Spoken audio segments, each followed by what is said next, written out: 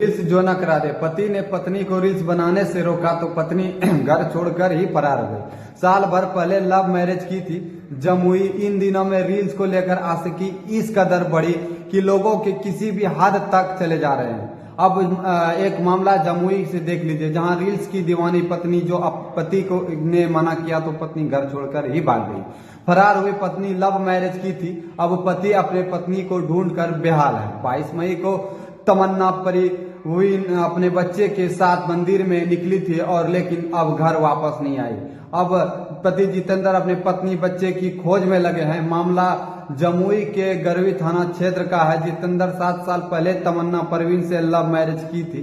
पिछले साल जितेंद्र रोजगार के लिए बेंगलोर में रह रहा था और इस तमन्ना के परवीन के उर्फ सीमा घर पर अपना सास और बच्ची के साथ रहती थी। पति के साथ नहीं छोड़कर वजह से रील्स बनाने लगी और इंस्टाग्राम पर एक्टिव रहने लगा। महिला सोशल मीडिया पर एक्टिव रहने से परेशान था।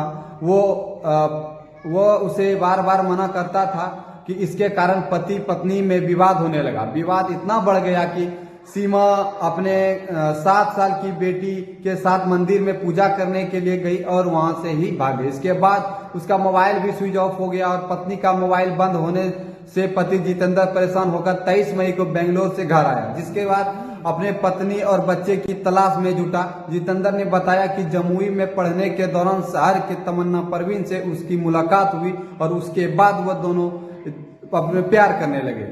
फिर 2017 में तमन्ना परवीन से प्रेम प्रसंग विवाह हुआ। शादी के बाद वो सीमा देवी बन गई।